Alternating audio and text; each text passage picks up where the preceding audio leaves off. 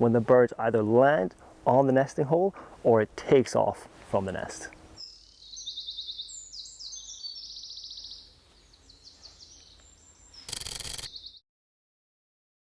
And that's the photo that I want. I love to capture images that really stand out. And using Pro Capture on the OM system is a perfect way of doing this. Photographing birds in flight as they land or takes off is a really good way of creating that, an image that really stand out. But for me, I really like to include natural behavior of the bird and some of the environment as well to really tell a story. And coming into early spring and summer, it is the perfect time to be doing this. I'll be using knowledge of my subject, field skills, and Pro Capture on my OM-1 to achieve this. In this video, I'll share my process in the field and my settings for Pro Capture using the OM-1. Stay tuned to the end of the video and I'll provide a link where you can download a PDF for how I edit my images, and particularly images like this where I have a ton of them to go through because I've been using Pro Capture and I regularly use high ISO. Arriving from Central Africa, the redstart, gets its name from the red tail, is a bird that I'm always listening out for come springtime. Even though I can hear the males singing throughout my forest, I find that spring is not the best time to photograph the redstart. They tend to spend minimum time down on the ground actually feeding, and most of their time just singing from the top of the canopy. And the last thing you want to be doing is pointing your camera straight up like this. Most of the time that will never amount to a good image.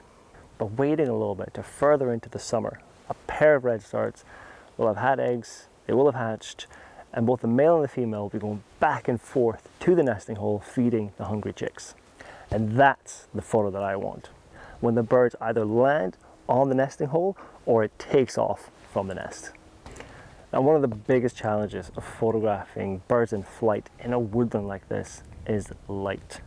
Now luckily there is a bit of light coming through, it's filtering through, a bit of dapple light, but ideally I want to be photographing in the morning and evening when we get the best type of light, that really low light, and I do tend to get a little bit of light through then as well.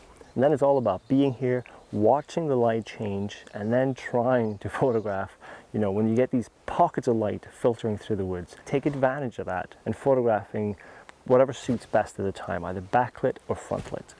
And I find that backlit is the one that's most kind of forgiving, if you will. I don't have to push the ISO too much photographing backlit because I can make it slightly more darker and moodier images. After searching quite a bit through the woodland, I finally found a redstart nest that is perfectly suited for this project. It's an old dead tree and there's a little hole in it that they land on, going to feed the young and then fly back out. So to photograph the redstarts at the nest, it's really important not to disturb them. And you'll quite soon pick up that you're a little bit too close. You can hear them calling and you see that they don't go back to the nest regularly. They might just stop it altogether. So whenever you notice that, you're too close, back off.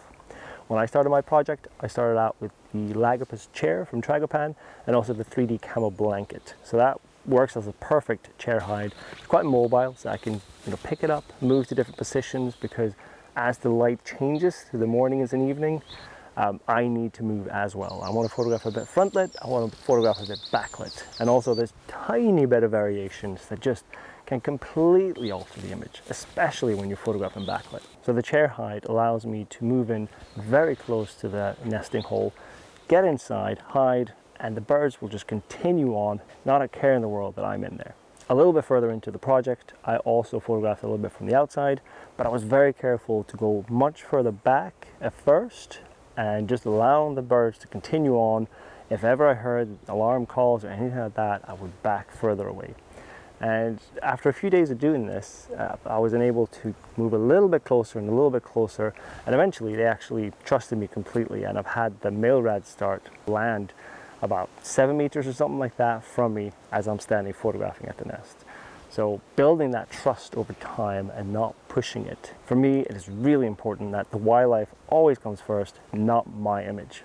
My absolute favorite for photographing Pro Capture of birds is photographing backlit. I find it the perfect combination because the translucent wings of the birds just really makes for a very good subject to photograph backlit, because you get that light just filtering through, and that means that you can lower your ISO a bit, you can go for a slightly darker image because you also don't want to overexpose those bright highlights.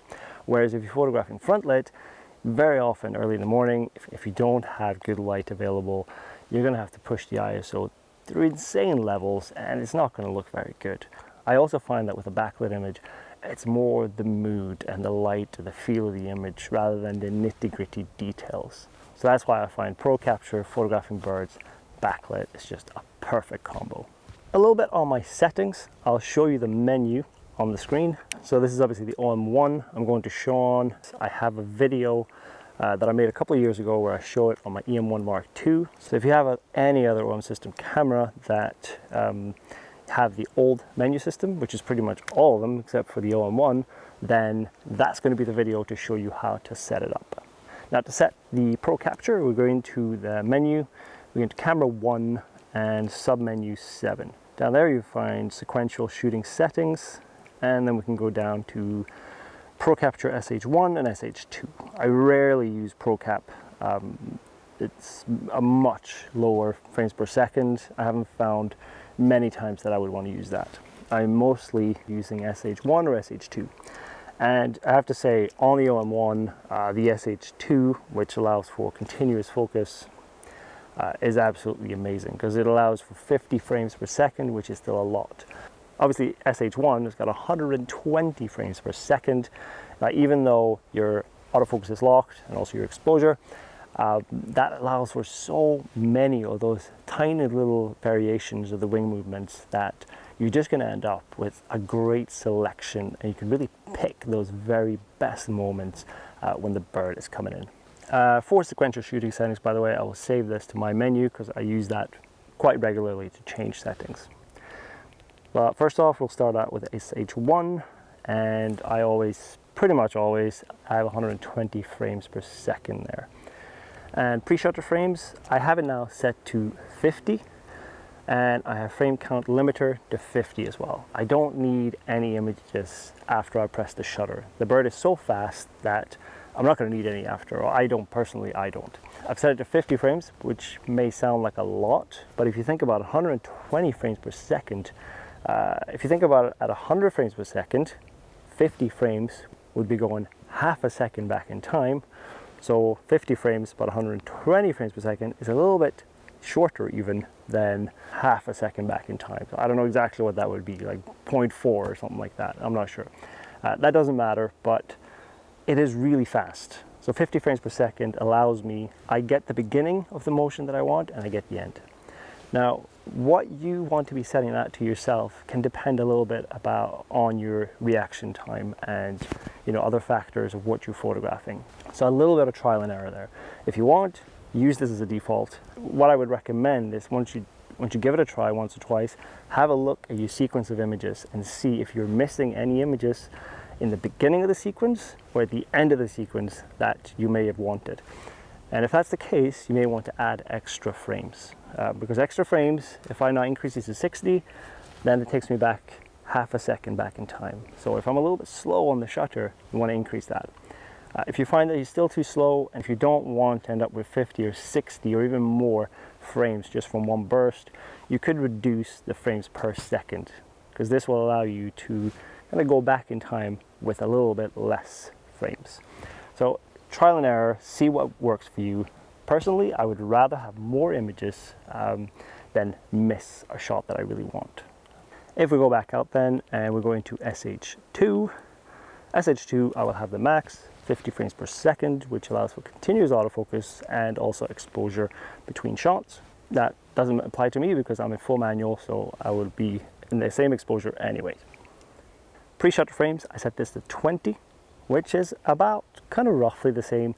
25 would be going half a second back in time, so it's a little bit kind of faster than that, and I find that works for me. And same thing you want to be doing, you want to be looking at the end of the sequence and the beginning of the sequence to see if you need to add more frames.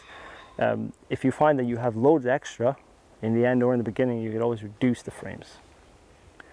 frame count limiter on SH2, I have that set to off. SH2 allows continuous autofocus, and very often when I use this, I use it on subjects that I want to track. A lot of times for small birds like this, they might be chasing invertebrates in the air.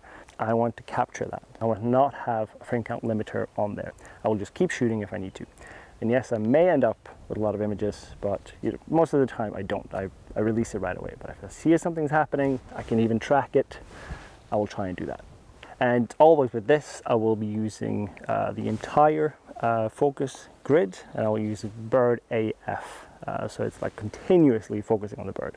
I don't use tracking, it's just CAF.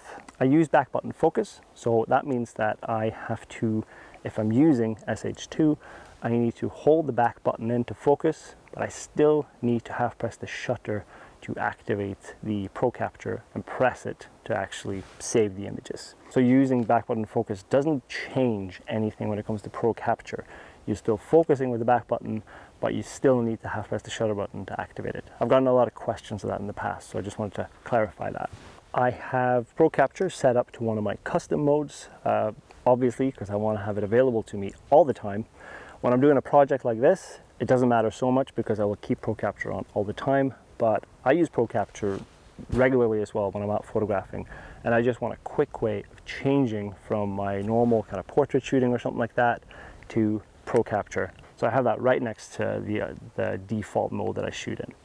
And the really good thing with the custom modes on the OM-1 and some of the other cameras is that they can auto save. So you can set that in the camera so that you can flick between your two different modes or whatever, and the camera will remember what you just changed, which I find really useful because the light on the day it's not going to be the same as when you set it in the past.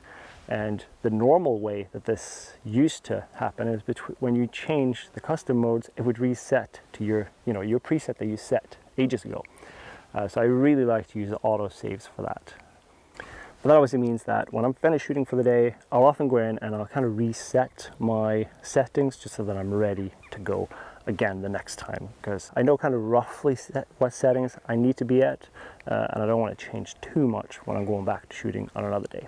I don't have two different custom modes set up for Pro Capture SH1 and SH2. I have quite a quick way of changing those two. So I find that I'd rather use my other custom modes for other features. By the way, I do have a course on the OM system for wildlife photography. I go through my complete setup, customization of buttons and custom modes, all of that on my old camera, so the older menu and the OM-1. And I go through settings I use in the field, my process in the field, all the special features like Pro Capture and a lot more. And you can check out the link here or in the description below if you're interested and want to learn more about that. When it comes to my default for Pro Capture is to leave it in SH2. If I'm going to be using SH1, I'll just change it to that. And my other settings for shutter speed and all that, I tend to keep my f-stop just as low as it can go. And in this lens, that's f4.5. I would need all the light that I can. Shutter speed, I set it at 2,500th of a second. I know that that shutter speed is just about enough to freeze at least the eye and most of the body and most of the wings of a fast-flying bird, like the redstart here and a lot of other birds. It won't always completely freeze the wing movement. There might be a little bit of blur there, but I'm okay with that. If I do have more light available on the day, I might increase that a little bit and go with a faster shutter speed. My ISO is set to 3200, and I control that manually, but I know that most of the time you do need to use a pretty high ISO to capture anything in flight. But ISO 3200, that's the first thing I will change on the day to get my correct exposure. Other than that, since it's in SH2, I will use the entire focus grid, I will use bird AI, and I will use continuous AF with manual focuses available to me. And I can do that because I use back button focus. Now for this particular project on the redstart, I was pretty much in SH1 the entire time. This is because I was photographing a lot of it backlit, and I found it very tricky for the bird AI to actually pick up the bird. And also, when I have my camera set on the nesting hole, there's no way that I'm going to have the bird AI pick up the bird as it comes into land. So that pretty much excluded that part when it comes into land. Anyways, I would have to use SH1, or I could use SH2, but it wouldn't continuously autofocus. I would set my focus point. But obviously then I'd rather be in SH1. I'd rather get 120 frames per second and just get all those different wing movements as it comes in. And I would just focus around the nesting hole and maybe moving, I would look at my images. If they're not quite sharp, move it a little bit. Depends which direction the bird comes in from the most. So maybe manually focus, moving it a little bit back and forth to where I think it's going to be in focus. And again, 120 frames then is going to help to at least get some of them sharp. And I like to use peaking when I manually focus. Then it will kind of show in the frame where my focus is. Now, when the bird was taking out from his nest, I did notice that if there was an invertebrate flying around there, it would actually very often take off from the nest and try and capture that in the air. So I would have loved to capture this. I think I have a couple of frames where I almost kind of got it, but I was still in SH1 because, and especially backlit, because I couldn't pick up the focus on the bird. It was only a tiny bit of its head poking out of the nesting hole, so that wouldn't be enough for the bird AI to pick it up. And then when it flies out, my camera is already focusing on something else. It just wouldn't. And that's also because I'm photographing backlit. It's a trickier focus to get. So I've only photographed frontlit a little bit, and I kind of knew what I wanted then. So I've been using SH1, but that is a shot that I would love to get using SH2. And SH2 is a mode that I use all the time because on the OM-1, 50 frames per second is loads, and I really want to try and capture those behaviors. I use it for pied and grey wagtails in the river all the time as they fly above the rocks, capturing insects in the air. It's great to have the SH2 then, and it is really good at tracking the bird as it moves. When I say tracking, I don't mean that I use the actual tracking in the camera. I have that off, it's just CAF. Now, when I do use SH2, I also find it very useful to set the CAF sensitivity to +2 so that it's really reactive because these birds fly fast, and especially if they're coming towards you, you want that to update really quickly. So if you want to set that up and save it to the custom mode, you go into AF, and it is submenu 3, and CAF sensitivity up top, change that to +2. Now when it comes to SD cards, you do need to get some fast ones. I tend to go for the up to 300 megabytes a second, or 299, I think the Sony one is. The writing speed you need to pay attention to. I have a SanDisk one as well, and that's 300, well, it only says 300 on it, but I think that's the reading speed. I think it might be 260 writing or something like that. Really fast SD cards and perfect for pro capture. If you don't want to buy all your SD cards for these expensive fast ones, in your custom mode for pro capture, you can save to the SD card that's the fastest. In some of the older camera models, it may be only card slot 1 that you can use. If it has 2 card slots, that is going to be available for fast SD cards. So just something to keep in mind. I am really happy with some of the images that I got using Pro Capture and photographing the redstart as it was, coming and going from the nesting hole, and especially the backlit ones. I mean, those are my favorites, I would say, because they really just pop in the frame with that light filtering through the wings. But I have to say though, I really enjoyed photographing frontlit as well when I had the dapple light, and the light would only, come at various points, and it was a little bit potluck if I was going to get it or not. And I think I got a couple there that I'm quite happy with as well. Now, if you want to check out my editing process, even things like culling, because you end up with thousands of images when you're using Pro Capture, to noise reduction and simple kind of editing tweaks that I use for the photos that I take when I'm using Pro Capture and using high ISO, you can check out this link that will take you to my website. Sign up to my newsletter on that link, and you will get sent out a PDF that shows my entire process for the post-processing of these images. I have teamed up with DxO, and for the first 100 people that sign up to my newsletter to get the PDF for my editing process, I have one giveaway of Pure Raw 3 and one giveaway of Nik Collection 6. So get on there quick, and I will draw 2 winners of those. So thank you so much to DxO for providing that. That's something that I use all the time now, Pure Raw 3, especially for these types of images. There's a link below in the description if you want to try it out for 30 days if you haven't already. It does a really good job. And I do like to use Nik Collection Color Effects 6 as well for some of my post-processing. I send out a monthly newsletter email where I give updates, upcoming workshops, and very often OM system related things. But if you don't want to get that, if you don't want to stay on the newsletter, you can always just unsubscribe after you get the PDF. I would love to see some of your guys' pro capture images. Feel free to tag me on social media. On Instagram, it is at Espen Helland, and on Facebook, it is at Espen Helland Photography. So love to see those images, and best of luck. Hope this was useful. I'll see you next time.